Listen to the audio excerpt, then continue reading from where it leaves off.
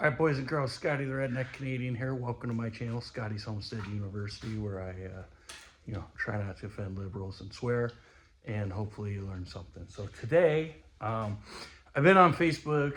It's like the 10th of March, and I see some of my friends and some people in some groups that somehow come up on my feed. They're starting their plants for their garden, and they're just making, I guess rookie mistakes, I would say, because they're mistakes that I've done. So I've been doing this for a really long time, and I got really good at it years ago when I couldn't come up here all the time and before I had the compound. So I'm going to today impart upon you my years and years and years of knowledge and everything I've learned about how to start your seeds and successfully be able to transplant them to your garden. All right. All right, so let's start at the very beginning here. Before we start, okay? Don't start your plants too early. I get it. It's the 10th of March. I want to play around. I could be reorganizing my barn, which is a big mess, but instead I want to do this, okay?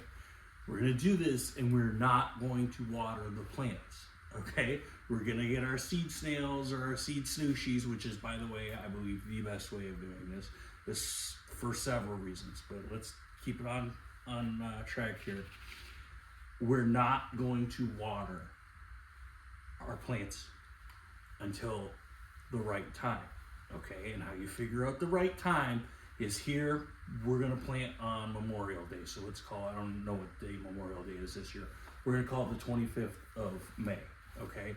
So if something that's gonna take a long time, like maybe peppers, like hot peppers and stuff, okay, we're gonna go back 60 days, okay? For tomatoes, we're gonna go back 45 days. You wanna keep a little notepad maybe or something on note on your fridge. That's the day that you're gonna water and activate your seeds, okay? We're not gonna do that today. The reason you don't do that today is because every time you transplant that plant, okay, you're gonna lose like a week to 10 days of development because it's gonna settle into its place, okay? So you don't wanna have to go from your seed sushis to like a 4-inch pot to in your garden, okay? Because right there, you're gonna lose 14 to maybe even 21 days just because it's gotta resettle twice instead of losing maybe 7 to 10 days, okay? So you can put everything together, all right? As long as you don't have too moist a soil, you're not gonna have a problem, okay? But you do not wanna start your plants too early, all right? That's number one. Number two, all this potting soil stuff now is garbage. I don't know when it turned into garbage, but it's all garbage. See this? This is garbage. This is all sticks. This is all bark. There's several reasons you don't want this in your starting mix. Number one is, there's a stone, right? If that's sitting on top, or if this chunk of bark, if any of that's sitting on top of your seeds, it's gonna hold them down and they're probably not gonna grow, okay? That's number one. Number two, all of this stuff, okay? I made this mistake myself years ago, okay? If you add a bunch of stuff like wood chips to your garden, okay, what happens is that the microbes that are in the soil that break this down require nitrogen. And so what happens is they take the nitrogen out of the soil and they kind of sequester the nitrogen in themselves, and it's not available for your plants, okay? So if you do this, you're like defertilizing your soil. Now, eventually this breaks down, and then those microbes go dormant, die, whatever it is they do, and they release that nitrogen back into the soil, and it makes it better, okay? But this stuff you do not want in your soil. So what you want to do, we're gonna set this aside, all the crap, okay? It doesn't seem to matter. I don't know where I got this stuff. This is Schultz. I don't know, it might come from Dollar General even. I don't know where it came from. Farm store. I don't know. Anyway, you're gonna wanna sift it, okay? And I know this sucks, and I know it takes some time, but it's totally worth it, because you're going to end up with much better results by sifting it through a colander like this. If you try to use like 1/4 inch mash or 3/8 like rabbit cage mash, just too much of that's going to get through. So we're just going to go like this, and eventually what we want falls through, and we end up with this nice stuff that we're not going to have anything sitting on top of our germinating seeds and our seedlings, and we're not going to have a bunch of stuff in there that's going to activate microbes, that's going to sequester our nitrogen. All right, so hopefully you can see that. I mean, this is just all trash, right? So if you've got a composter or a compost pile, throw that on there. But that's how much out of just that bowl is just unusable. Not just unusable, bad stuff. You're defertilizing if you keep that stuff in your seed starting soil. All right, so I did a video the other week about these seed sushis. But you know, sometimes I sit around at night, and when I want to play guitar, I watch some other videos and try to learn some stuff. Most of the stuff that I see on YouTube, I'm just like, okay, this doesn't make any sense. But sometimes I find something that does. So these guys were making these seed sushis, and what they did was this. They drew themselves a line where they wanted to plant the seeds, and then they dropped the seeds in before they rolled it up. So I thought that was a decent way of doing it. It really doesn't matter. You can make these and then after the fact poke down with like a pencil or a nail or whatever and put your seeds in as well. But which is what I'm going to do. I'm not going to plant right now because I don't want to water these, and I'm using fairly dry soil, as you can see. So anyway, actually, I don't pay anything for a lot of my seeds. I just go to the grocery store and buy things. Like there's pepper, there's it's acorn squash. Okay, now if you do buy seeds, which I did here because it is possible to over dry these seeds. I guess let's talk about that real quick. You want to dry them out, but you don't want to over dry them.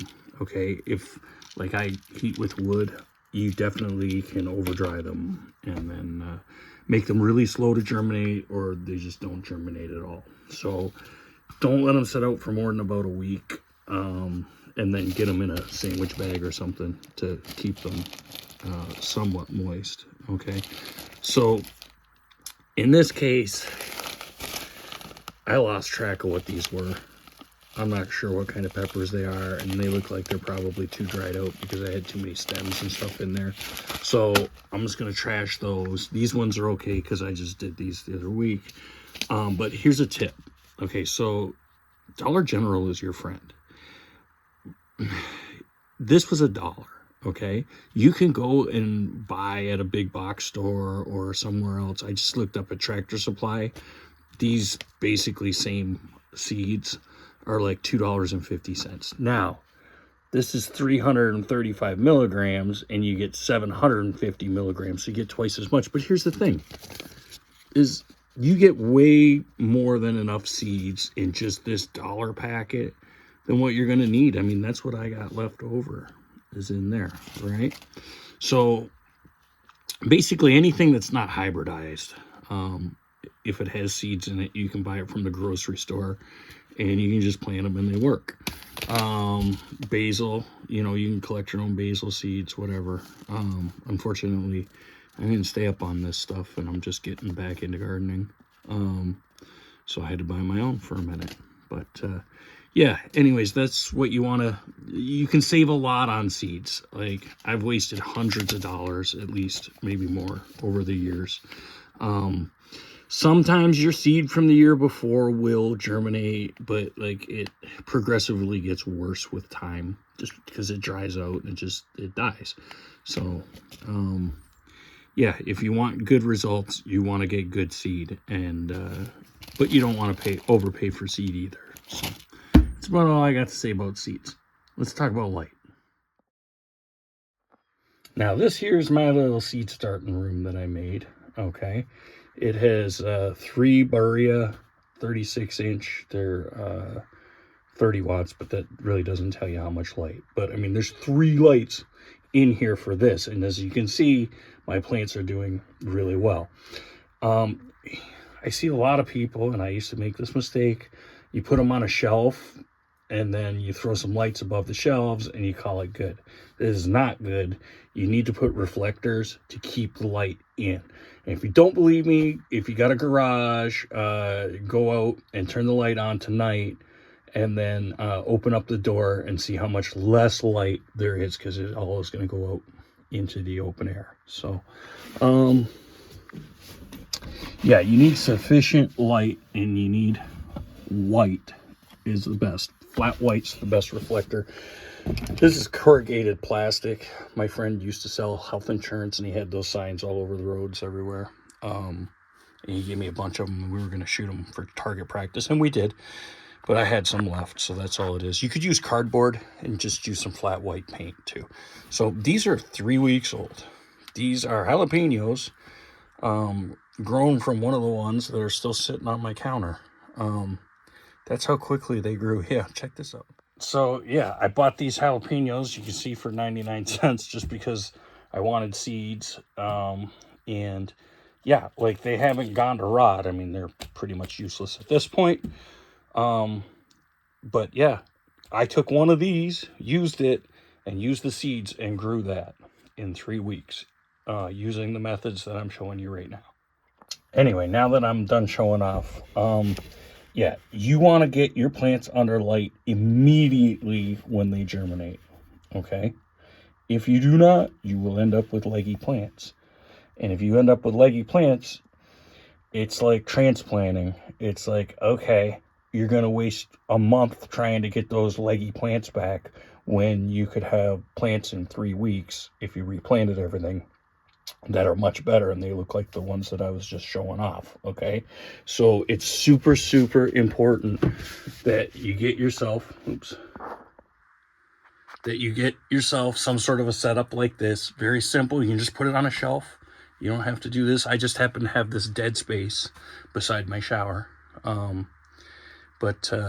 about 4 inches high over the plants is where you want the lights. And I mean, you can see back there, I'm like regrowing celery, just screwing around because it's too early to really plant stuff. I'm just using this as experiments to make sure that this was going to work well. So yeah, that's super, super important. And if you don't want to spend money on a setup like this, I'll show you what I really started with before I built this a couple weeks ago. So this is a little hydroponics garden that, I mean, it's cool and it totally works. It's just that it's small, so it's not really useful for much other than, you know, your kids or a science experiment.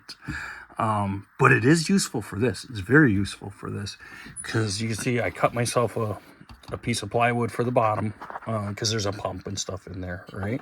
But if you did your seed snails, right, you could get 4 of these plus a big one or whatever else you wanted in there, right? You could get a ton of plants just in this little thing, and it only takes 20 watts. And these actually have only been in there in my little grow room for about a week and a half. They all actually started under this thing. I mean, it did a great job. So, like, if you live in the city and you don't have a big garden, or if you live in an apartment and you want to do like container gardens out on your porch or something, this thing would be great. I mean, if you could pick one of these up used, it'd be even better. I think this thing was like $50.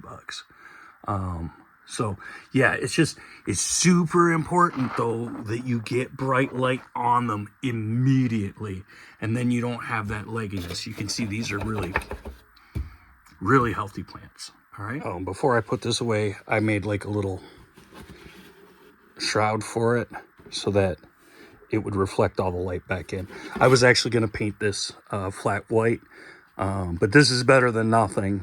And I ended up coming up with the idea of building myself a little grow room. So, but yeah, just made this out of cardboard and some masking tape. So paint that white or use white cardboard and you're really good to go. But even that worked really well. Okay, and just as important as light, I mean, everything I'm telling you here is equally as important, okay? You need to feed these plants because there's not a lot of fertilizer, there's not a lot of nutrients in that soil, right? So that little hydroponic deal came with this A+B plant food. They're just little eyedropper almost things. I looked it up on Amazon. Just look for A+B hydroponic plant food. I didn't find the I do stuff, but I found essentially exactly the same thing. They're like $10.99, and it'll last for a long time because this says 5 milliliters plus 5 milliliters add to a liter. Okay, the first time I do this, I take a 2-liter bottle, which makes it super easy, right? And these like have their measurements in there. So there's 100 milliliters, and we're only using 5 for making 2 liters, and then we're going to use 10 for the second. And by the time you're out of the second one, it's time to go plant outside. Like, this stuff lasts a long time, right? So we're going to do half strength at first, and then when we run out of that, we're going to go to full strength. So 10 milliliters plus 10 milliliters is going to give you your 2 liters, okay? And then if you do your seed sushis in a can with a straw, then it's like really easy just to take it and put it right in there. So you don't even have to hit the straw. The straw just gives you an opening. And then that way you're going to bottom water, because we always want to bottom water, especially at the very beginning, because we don't want to disrupt the roots. And then that's going to promote really deep root growth, okay? And when we have deep root growth, when we open up the seed sushi to put it into the garden, we're going to have roots all the way down, which is going to give the plant a much better chance of thriving when we put it in the garden. All right, I'm going to do a little bit of experimenting. This is, except for these two, this is like all last year's seed, so I just want to see if this stuff is going to germinate. So I got some Big Jim chilies. So what I did was I made my seed sushi. This is just a Torx drill bit, screwed in bit that I, stuck in there, made my holes. So we're just gonna drop one in there, drop one in there, find a healthy looking seed, drop one in here. I'm gonna go one more that looks like a good seed. All right, so let me I'm gonna throw some basil and whatever else I got. There was some Roma tomatoes, so throw them in here. I'm just gonna use this one as a mixer. Here's a good example of what I was talking about earlier with the seeds. Like, that's what I got left over from last year. So if you can go to a dollar store and get comparable seeds but a way smaller quantity, you're better off. All right, so you can't see the basil where I put the basil, but we've got our seeds in there, so I'm just going to give it a tap. And then we're going to add a little bit of water to the top. And then what we're going to do is, here they are. I've got some sandwich bags that I'm just going to put over top. There you go. So I added my little water in there, and I'm just going to leave it until it sprouts. You don't need to put like water in the bottom or anything like that. This will keep it. You don't want to put too much. If you put too much, you could start getting growth on there. One thing I should say with this plant food is just not leave that somewhere where the sunlight or any kind of light can get to it, because I'm sure it would get algae in it as well. So yeah, you don't have to just put one thing. You can basically, if you had a big enough, like a coffee can one or something, you could probably pretty much plant your whole small garden just in one of these. So I'm going to set this all up and set the rest of these aside for a couple weeks, and then I don't know, I guess when we're ready, I'm sure I'll make some videos before then of I'm gonna move my garden out here by the solar panels, in front of the solar panels, kinda, because it is out at the barn right now, and the problem is that the critters are all over it, and I've been spending a lot more time here Because nobody really wants to hang out because crazy Canadian isn't so crazy when he doesn't drink, apparently. So I've been spending pretty much all my time, for the most part, up here. So the dog's up here, and he should keep the critters away from my garden. So, all right. And so once everything's in, you got everything going, you want to put it on like a 12 hours on, 12 hours off time. Seems to work really well. Get yourself a little timer, right? I show those in about 18 other videos. So turn it on, turn it off, and yeah, you should be good to go. You want to figure out how many daylight hours you're going to have. Say 25th of May, when I want to plant, is my target date. And then about maybe 2 weeks before then, you want to start building the light up so that it's comparable to what you're putting out there. And if you can, figure out what your light intensity is, you can look that up online. And then there's apps that you can download for your phone. You put a little piece of paper over top of your phone camera, and it'll take a reading for you, and you can figure out what the intensity of the light is. And if possible, you can lower your lights or do whatever you got to do to get to that same intensity. And then when you harden them off, it'll make it that much easier. All right. It's really weird that I'm making a video in my bathroom. Yeah, I know. One of these days I'll finish the ceiling in here. But hey, it takes a long time. Like pretty much every piece of wood in here, I cut on the sawmill from a tree. Some of the trees I had to even cut down. So, Rome wasn't built in a day, and Crazy Canadian's cabin wasn't built in 5 years. It's almost done, though. All right, till next time, keep your sticks on the ice, eh?